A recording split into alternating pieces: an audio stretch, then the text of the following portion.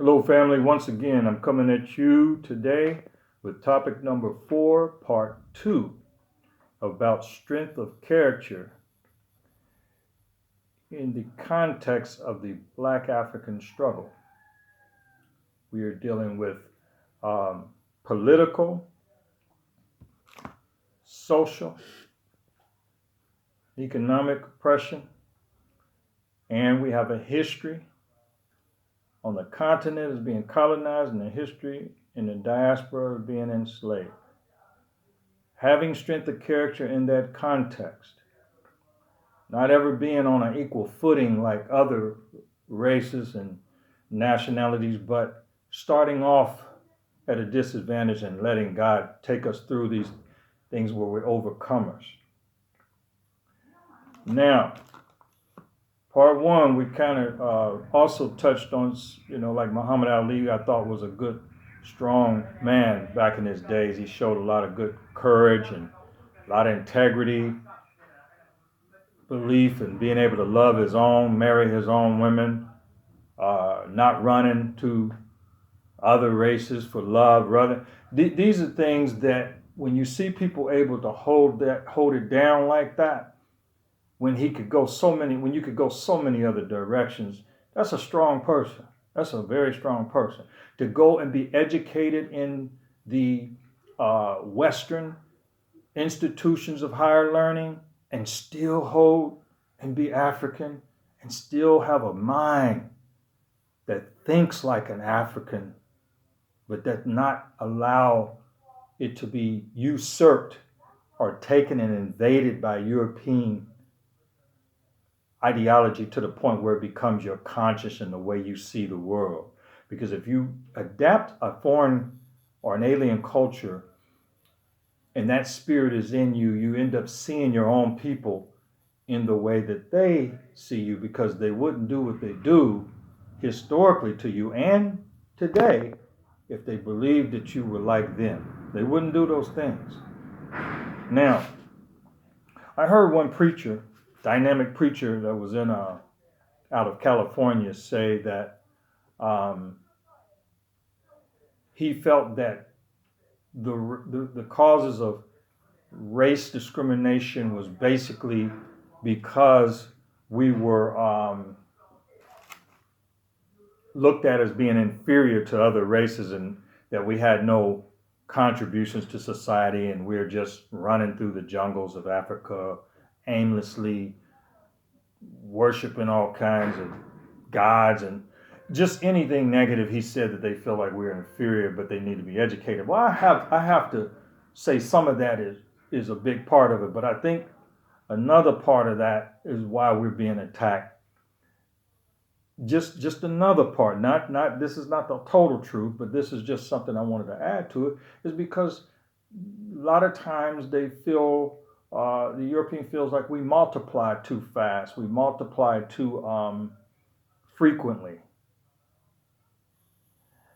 And I could say it a vulgar way, but they feel like we have a young population compared with Africans on the continent and Africans in the diaspora. We multiply. And so when we multiply, they feel that they're going to be outnumbered just by reproduction alone. And they get afraid of becoming extinct.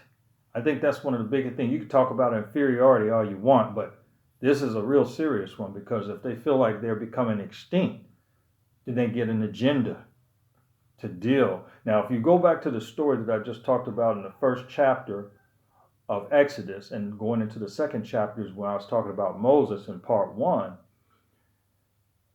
the way that they decided to deal with these children of Israel, because they were these slaves, is because they were becoming a threat, that they began to put more pressure on them and began to cause them to work harder and put taskmasters over them to keep them in check, to keep them in their place. And so this threat of them being outnumbered, the Egyptians being outnumbered, or the powers that be, is the same mindset that happens in today's world. They see the young African man thriving. being an overcomer. They see the young African woman being an overcomer. No matter what hell and dungeons they've gone through, they still seem to be climbing out of it because maybe God is with. When I say maybe, I'm speaking as they think. Maybe God is with these people. Maybe these people are going to be a threat and come against us. So since the threat was such a serious thing, they decided to kill the male child, 2 years and under, spare the female. So when you see the minds of the rulers in that day thinking that way, what do you think they're going to think about you today? They're not going to think about you any different. If you're a threat, you're a threat to them. Even though you in your heart don't have that intention. This is the way they think. So they deal with you. They try to take your numbers away from you. They try to kill the male. Why the male? Why all this emphasis on the male and spare the female? Why not just kill both of them? Because they looked at the male as being a potential threat, or one that could take the kingdom, one that can offer resistance in a raw form, raw resistance. Most females are not known historically to get down on that level. You go to the prison systems, you'll see a lot of the males running things with muscle, hustle, conniving. And these are degenerate forms of leadership that they have to do in order to survive in that jungle of prison. But then out here in the streets, the same thing is happening there. You'll see the African and the oppressed members of the human race thriving to check each other. And then they try to establish dominance and leadership, but they can't compete at the level of Egypt on a military level. So many of them sell out and become cowards, and they just beat down on their own people. Instead of fighting the system that oppresses them, they decide to fight their own. Now, so in this part, when we're talking about character does not allow, strength of character in that context would not allow you to beat down on your own like that. They would thrive to either remove themselves from that situation or to fight. Remove or fight. Whether they fight non-violently or violently, they just decide to fight. Whether they fight in the justice, in the courts, whether they fight by the power of the pen, fighting is fighting. Just depends on how you want to do it. You can fight them politically, you can fight them militarily. But if you don't have the military ability, you're going to have to go politically. You're going to have to go the power of the pen. You're going to have to go with nonviolent strategies. But the whole gist of it is the situation of the Black African is special. So he having character in that context is more serious and more of a hardship than it is for his European counterpart to have character, while he has the advantages of the system working for him. So it takes twice, 3 times, 4 times a man to show character and courage, the characteristics of courage, than it would be for a European man to show the characteristics of courage in his context. So it's easy to sell out your people. It's easy to get in bed with wolves that don't care about your people just so that you can eat and so that you can take care of yours, but forget the rest of the masses of your people. But you have to realize one thing. God made us where we are people together. It takes a whole village to raise a child. It takes a whole village to keep a nation intact. And so when we decide to depart from our main mission of upholding in people and upholding our values and esteeming high those people who are like us, there's a price to pay when we go against them. The whole nation suffers. And this is why we have to be able to check those people who decide to sell out. Now, in the Christian faith, we got ways that they ostracize people from the church. They what they call disfellowship them, remove them. There's many ways that you can check people within the society to make sure that they stay faithful to their people.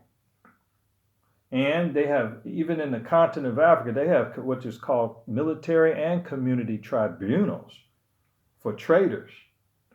Now, when you go to North America, they may have hidden ways of dealing with traitors, but these are things that are the outcome of people who cannot measure up to character. And you say, now, brother soldier, this doesn't sound too Christian to me. Well, we're not going to get into what hurts your feelings and what you need to, what you want to hear. We're going to tell you what you need to hear. Because if you're going to get out of this situation, you're going to go to the lesser of all evils. But if you have to cross that path where community tribunal is necessary in order to keep national security, then you're going to have to go down that road. But it's not because you wanted to. It's because the infidel or the person who does not want to live up to what's right, he chooses to get his behind whooped by the wolf and the enemy rather than by his own people.